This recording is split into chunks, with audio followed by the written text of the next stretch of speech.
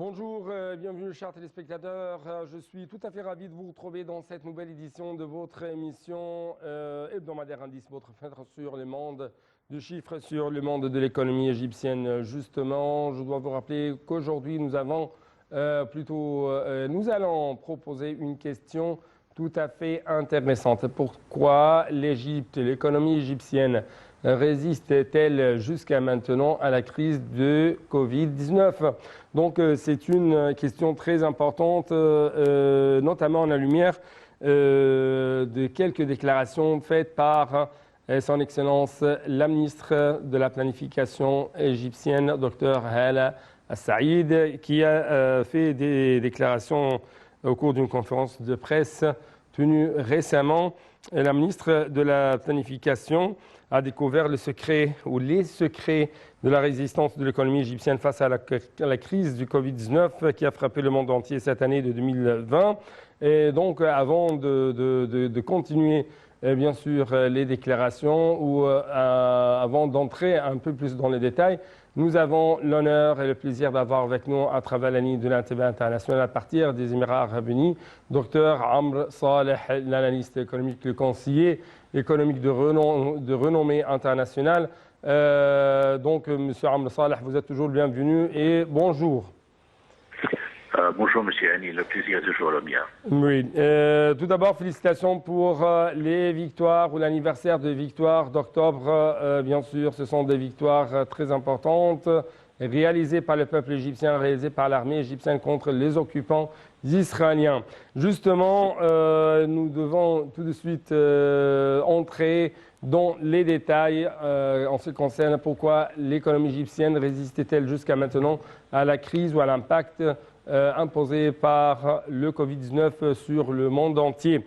Selon Dr Hala Saïd, la première chose qui a contribué à la résistance de l'économie égyptienne face au coronavirus, c'est la diversité de la structure de l'économie égyptienne qui est bien apparue dans la contribution des différents secteurs dans le produit intérieur brut de l'Égypte pendant l'exercice financier 2019-2020. Donc, la diversité de l'économie égyptienne, c'est la première ligne de défense contre tout choc subi par l'économie égyptienne. Votre commentaire, votre point de vue.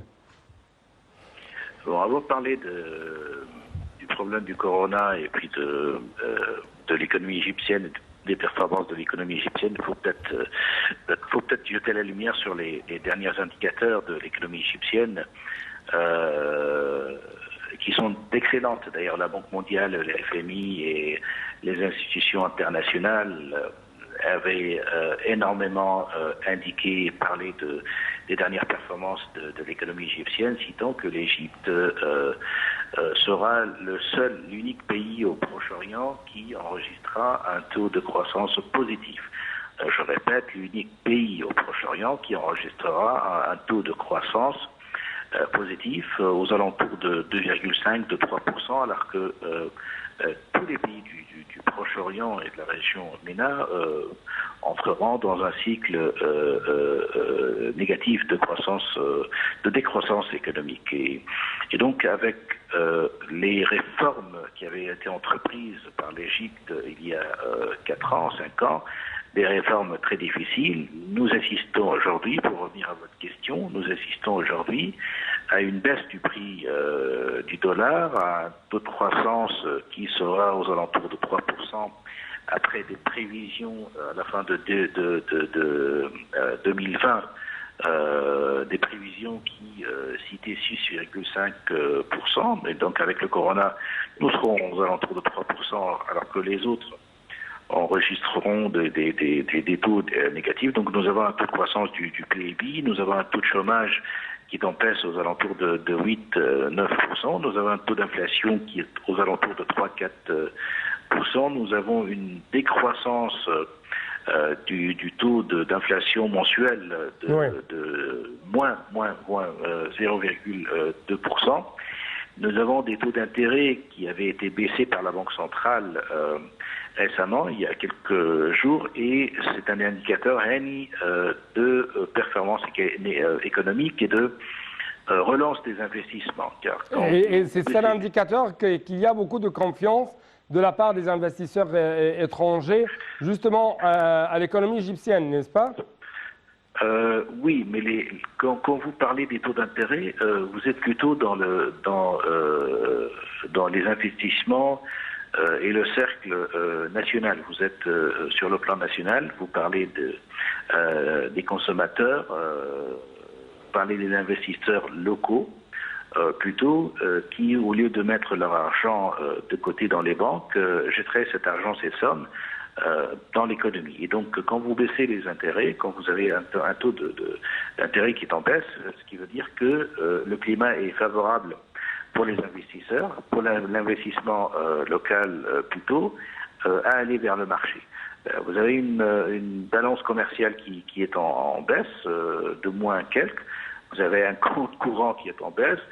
Vous avez un compte courant par rapport au PIB qui est en baisse de moins 3,6%. Vous avez une dette publique qui est peut-être un peu importante, mais vous avez eu beaucoup d'efforts qui avaient été faits au cours des 3 dernières années pour diminuer le compte courant et la dette publique. Et puis vous avez aussi des taux d'impôt des sociétés qui sont en croissance et des taux d'impôt aussi sur le revenu personnel qui sont en croissance, car ceci veut dire que vous avez une richesse qui est valable pour le gouvernement pour financer premièrement la dette publique et secondo pour financer la croissance économique.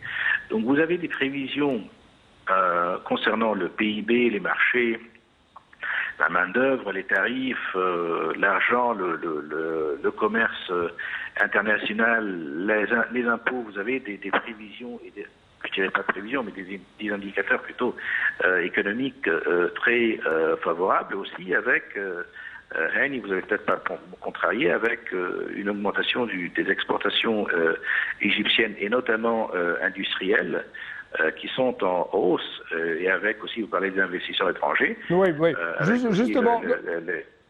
Justement, vous venez de nous donner une image tout à fait complète, une image générale de ce que se passe sur le terrain ici en Égypte. Mais justement, j'espère écouter votre commentaire, notamment en ce qui concerne de telles figures, de tels chiffres avancés par la ministre égyptienne de la planification, docteur Hala Saïd, justement en ce qui concerne les secteurs qui ont contribué à la résistance de l'économie égyptienne dans ce temps de crise qui frappe les économies mondiales, les économies des pays du monde entier. Par exemple, bien sûr, vous savez que le secteur du tourisme de voyage est bien sûr morte à cause de cette crise de Covid-19. Mais on trouve que la ministre a avancé que, par exemple, le secteur du commerce a contribué à la croissance économique de notre produit intérieur brut de l'Égypte pendant l'exercice financier 2020-2022, plutôt 2019-2020, 13,6%. C'est pour le secteur du commerce. Le secteur de l'agriculture, 11,3%. Le secteur de l'industrie, 11,7%. Le secteur de la construction, 4,9%. Le secteur des activités immobilières, 10,3%. Le transport, 4,6%. Donc, comment vous évaluez la structure de cette croissance économique de l'Égypte actuellement? Est-ce que vous trouvez que c'est plus que ce sont des secteurs productifs ou des secteurs consommateurs? Bon, tout d'abord, les chiffres avancés par Dr Hala Saïd que vous venez de citer nous intéressent pas trop, car c'est des chiffres structurels. C'est des chiffres structurels qui citent le poids structurel des secteurs dans l'économie. Ce qui nous intéresse, c'est plutôt les taux de croissance de ces secteurs. Et quand on parle de taux de croissance de ces secteurs, nous avons des secteurs qui sont très performants, malgré les difficultés, comme vous venez de citer. Les chiffres avancés, les pourcentages, c'est des pourcentages de poids. et non de croissance. Ce qui nous intéresse, c'est le taux de croissance de ces secteurs dans l'économie égyptienne. Et donc, à propos des taux de croissance, nous avons des taux de croissance très importants dans le secteur du commerce extérieur, dans le secteur des investissements, dans le secteur de la construction et aussi dans les secteurs des exportations. Et somme toute, vous avez aussi un taux de croissance qui sera entre 2 et 3% dans l'économie du PIB. Donc, les taux de croissance, et puis, faut aussi peut-être citer, je crois que le ministre du Tourisme et des Antiquités avait des propos il y a quelques jours, indiquant aussi que le tourisme, les chiffres de tourisme sont intéressantes. Il n'y a pas une croissance exagérée, mais nous avons un taux de croissance du secteur du tourisme qui est aussi à la base de cette performance de l'économie égyptienne et aussi du fait que l'économie égyptienne pourrait faire face aux conséquences néfastes du virus ou du fléau. Car vous savez que il y a une population importante dans l'Égypte, en Égypte, qui dépend du tourisme, et combien de familles, des milliers de familles dépendent de l'industrie touristique. Et donc là, vous avez un regain de confiance, et puis vous avez aussi des performances importantes dans des secteurs locomotives, je dirais, comme l'industrie, comme le commerce extérieur, les exportations, le tourisme qui revient. Dr Khaled El-Aynani parlait il y a quelques jours aussi du tourisme à Sharm el-Sheikh, dans la péninsule du Sinaï, dans la mer Rouge, citant aussi que peut-être que dans d'autres régions, nous n'avons pas les taux de croissance qu'on avait qu'on avait enregistrés au cours des dernières années, mais aussi nous avons un taux de croissance dans le secteur du tourisme qui indique une confiance dans l'environnement égyptien et dans l'Égypte.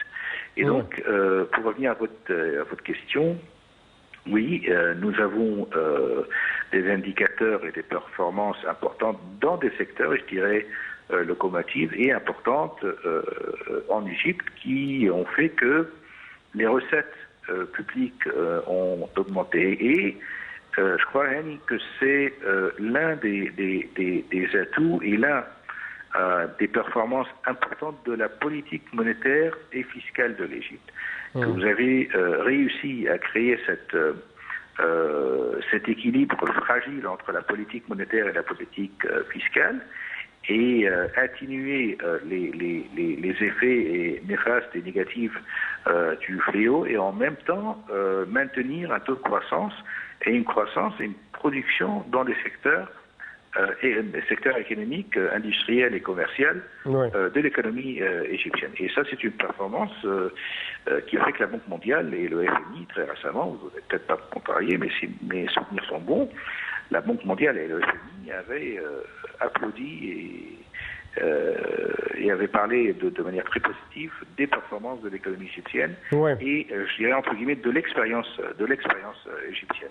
Citant que l'expérience égyptienne était une expérience réussie, was a success story. Une histoire de réussite, oui. Voilà, justement, à propos de cette histoire de réussite faite par l'Égypte récemment, Madame la ministre, ou selon Madame la ministre Dr Hala Saïd, le deuxième axe qui a aidé l'économie égyptienne à être résiliente, à être résistante face au Covid-19 réside dans nos programmes de la réforme économique et les résultats impressionnants auxquels l'Égypte a abouti. Madame la ministre a affirmé que depuis que le gouvernement égyptien avait commencé à mettre en exécution le programme en 2016, tous les indicateurs de l'économie égyptienne se sont améliorés. Elle a ajouté que, par exemple, le taux de croissance a atteint 5,6% depuis décembre 2019 jusqu'au juillet 2020. Le taux moyen de l'inflation a atteint 5% dans la période juillet 2019 et jusqu'à mars 2020. Donc, encore une fois, à quel point vous trouvez que la réforme, c'est la clé derrière les success stories, comme vous dit l'histoire de la réussite économique de l'Égypte? Oui, tout à fait. Nous avons eu ces propos très récemment et j'ai dit à plusieurs reprises que le programme de réforme économique que l'Égypte avait entrepris en 2015-2016, malgré les propos et les avis contrariés et négatifs des institutions financières internationales et des institutions internationales qui n'avaient pas cru que l'Égypte avait la volonté et je dirais aussi la capacité et l'audace de mener un tel programme difficile dans des conditions très difficiles. Vous vous souvenez, le dollar était arrivé et pouvait franchir la barre des 20 livres égyptiennes. Là, on est à 15 livres égyptiennes. Donc vous avez une baisse de 25% du prix du dollar vis-à-vis de la livre égyptienne. Donc nous avons entrepris un programme de réforme économique très courageux.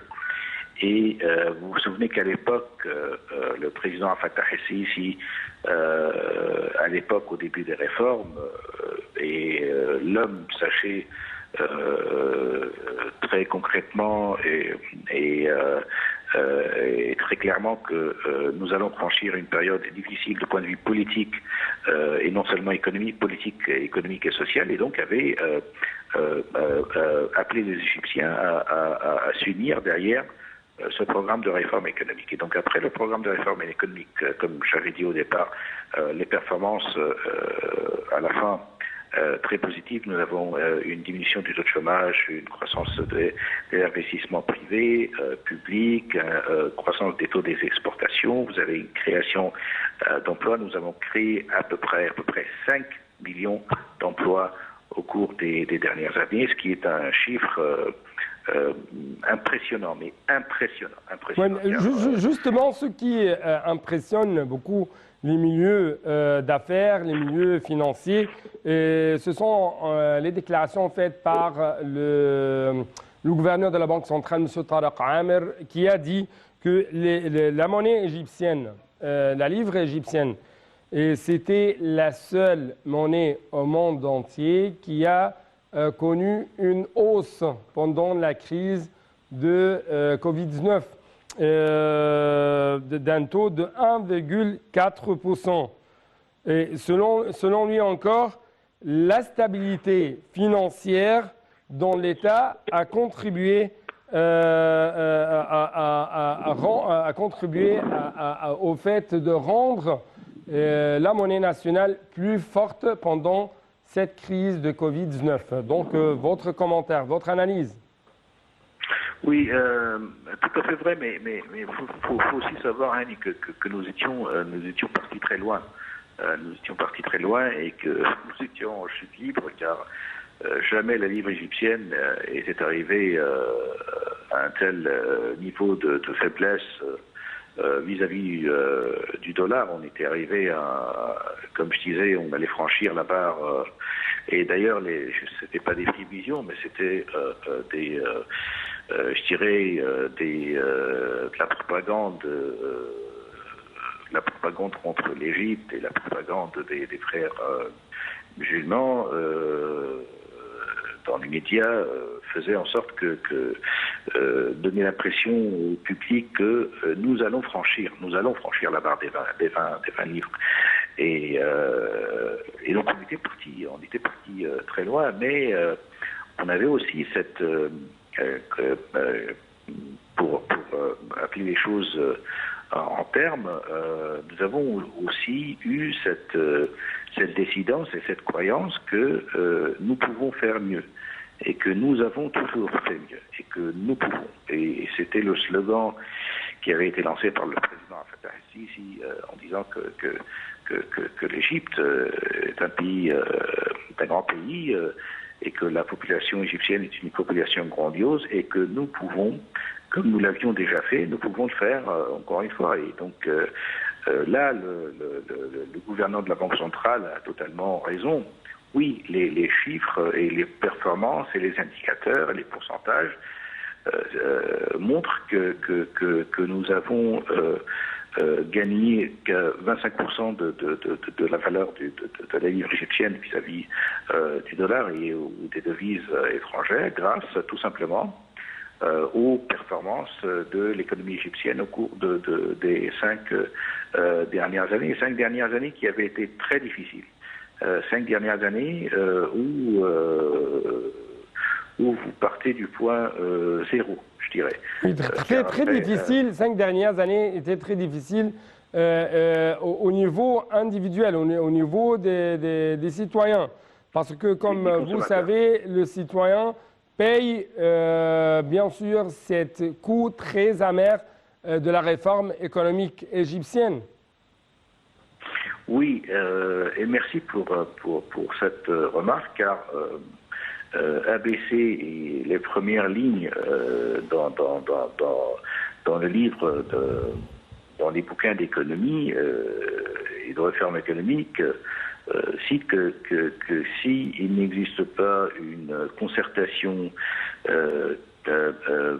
publique et si les gens ne sont pas, je dirais, unis et concertés... Si les gens ne soutiennent pas la réforme économique, c'est ça ce que vous voulez dire? Tout à fait. Il faudrait qu'il y ait au départ une concertation publique, il faudrait qu'il y ait une unité publique, une union publique avant chaque réforme. Et faut peut-être applaudir et très clairement saluer le citoyen égyptien, comme vous venez de le dire, car c'est le citoyen qui avait payé le prix. Et le prix était important. Nous sommes, comme je vous le disais, nous étions partis de zéro. Nous avons eu un PIB, un taux de croissance du PIB qui avait chuté après les événements de 2011, qui avait chuté à 1,5, 1,8%, 2%.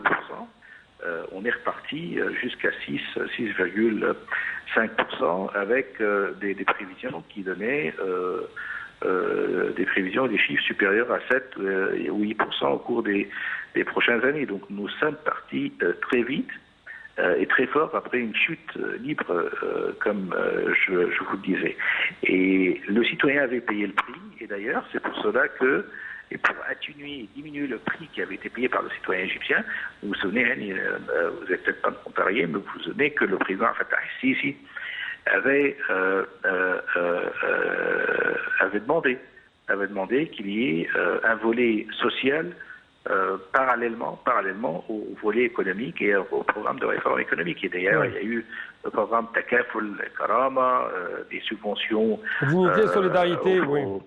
Voilà, tous les programmes de soutien public, soutien de solidarité, chômage, pour les SMEs, tous ces programmes d'aide sociaux et de subventions pour les entreprises et pour les populations les plus défavorisées. Ouais. D'ailleurs, nous parlons de la santé, service de la santé, service d'enseignement. En Haute-Égypte, tous ces milliards de livres égyptiennes qui avaient été octroyés aux classes les plus défavorisées pour atténuer justement les effets négatifs fortes conséquences de la réforme économique. Oui, justement parmi les effets négatifs, c'est, si je peux dire, c'est l'augmentation ou la hausse de taux de pauvreté ici en Égypte. Mais selon le gouvernement, par exemple, il y a d'autres moyens autres que la subvention directe aux citoyens, la subvention à travers la dépense d'argent, ainsi de suite. C'est plutôt comment nous pouvons lutter contre ce qu'on appelle la pauvreté multidimensionnelle à travers la création de taux d'emploi, à travers bien sûr la lutte contre le chômage, c'est-à-dire à travers l'amélioration de la santé, à travers l'amélioration de l'enseignement. Donc, dans l'optique, ou d'après l'optique gouvernementale, c'est ça l'essence de toute réforme si nous voulons vraiment lutter contre la pauvreté. C'est pourquoi, par exemple, Hala Saïd a dit que le taux de chômage a reculé de 8% entre décembre 2019 et octobre, a reculé jusqu'au le taux de 8% entre décembre 2019 et octobre 2020. Donc même avec la crise du Covid-19, nous n'avons pas pleinement frappé par une sorte d'augmentation dans le taux de chômage. Oui, la pauvreté, moi je n'aime pas trop parler de pauvreté car, si vous voulez, si l'on prend les critères internationaux, oui, mais vous savez que beaucoup de gens en Égypte, et avec la solidarité sociale qui existe entre les gens, ne sont pas considérés comme des pauvres, car la pauvreté est mesurée par le income, le general income, ou voilà, les revenus nationaux divisés par le nombre de populations, ou le nombre de populations à l'âge de travail. Et donc le taux de pauvreté, comme vous l'avez indiqué, n'est pas très réel et ne donne pas une image assez réelle de l'Égypte et de la population égyptienne. Mais plutôt, comme vous l'avez dit, cette pauvreté ou ces difficultés, je dirais économiques plutôt, avaient été contrariées et atténuées par la création d'emplois, comme le Dr Hala Saïd avait mentionné aussi par la diminution du taux de chômage aux alentours de 8%. On était, très rapidement. Docteur Amr Salah, très rapidement, il ne reste qu'une seule minute ou presque comme ça. Un rapide commentaire. Hala Saïd a dit que les réserves stratégiques en devises étrangères pouvaient couvrir 8 mois depuis mars 2020. Donc, qu'est-ce que ça veut dire, très rapidement? Ça veut dire que nous avons... Des réponses rapides, oui. Ça veut dire que nous avons une bonne santé économique et que nous ne sommes pas face à des problèmes structurels dans l'économie égyptienne. Oui. Le déficit du balance commerciale non pétrolier a reculé de 24% entre mars 2019 et janvier 2020, très rapidement.